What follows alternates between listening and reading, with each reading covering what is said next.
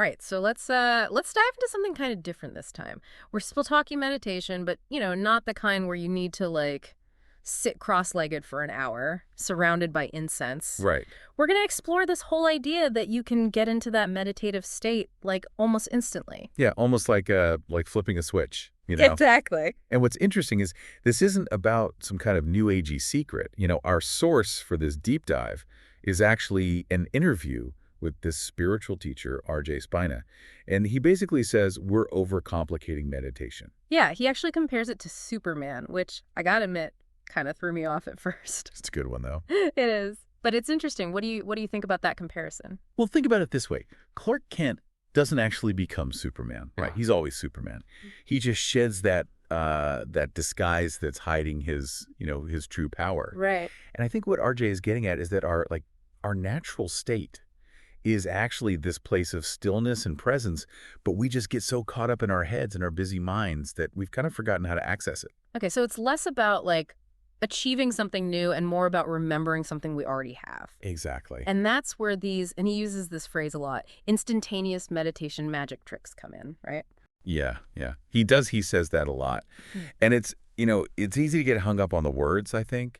But what he's really talking about are these techniques that help us shift our perspective and our attention really quickly and come back to that stillness that's already there. It's not about like completely emptying your mind or anything, but finding that quiet space within, even just for a moment. So how do these tricks actually work? Is it like a mental hack or something?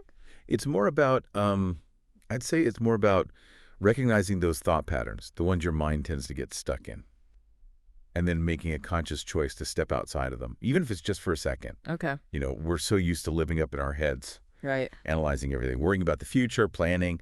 And those thought patterns, they get so ingrained that they start to feel like, like that's just reality. Right. But these techniques, what they do is they help interrupt those patterns and let us experience the world more directly with a sense of presence. So it's not about like, we don't have to completely overhaul our lives to get those benefits of meditation. No, not at all. Like you're saying. He even calls things like, crystals and incense, he calls them permission slips. Interesting. It's not that those things are bad, but it's like the real shift is internal, right?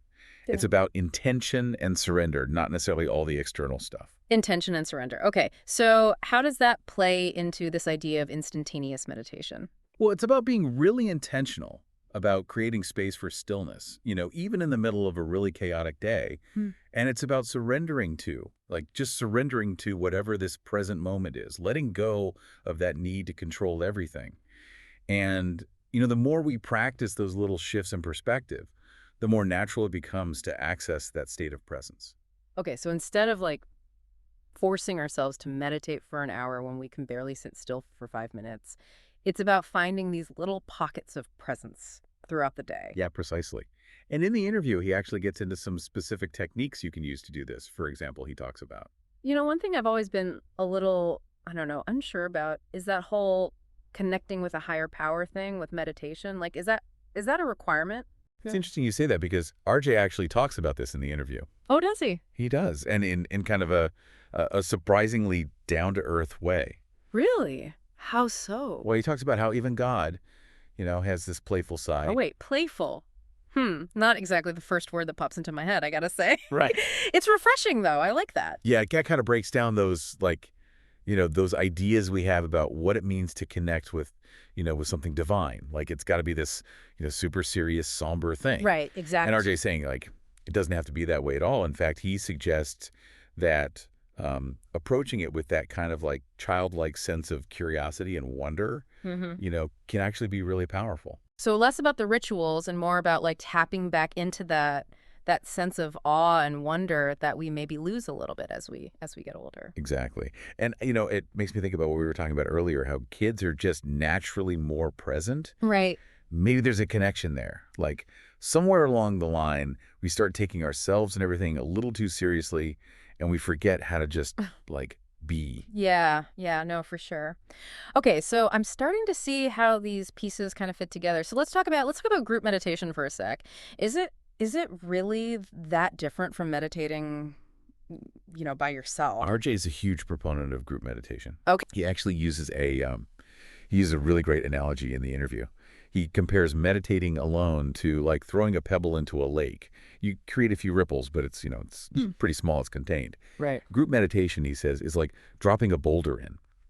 The impact, it gets amplified like exponentially. Because you've got all of those intentions kind of like resonating together. Is that what's going on? Exactly. It's like the energy of the group creates this kind of feedback loop, and it magnifies the whole experience for everybody there.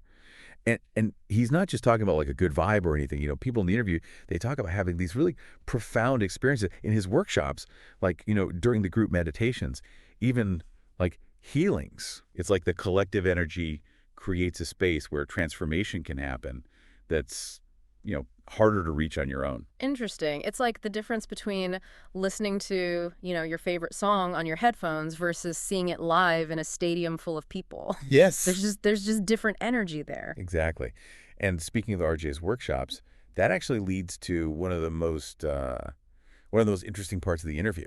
So you're saying it gets like even wilder. Oh yeah, he goes there. Yeah. RJ actually suggests that group meditation, it's not just about, personal transformation or whatever he thinks it can actually like change the world. Okay, wow. All right, that's a pretty bold statement. What's his basis for that? Well, he talks about how there's all this research on stuff like how group meditation can actually affect things like plant growth and even like the overall well-being of a whole community. Really? Yeah, it's like he's saying there's this ripple effect, right?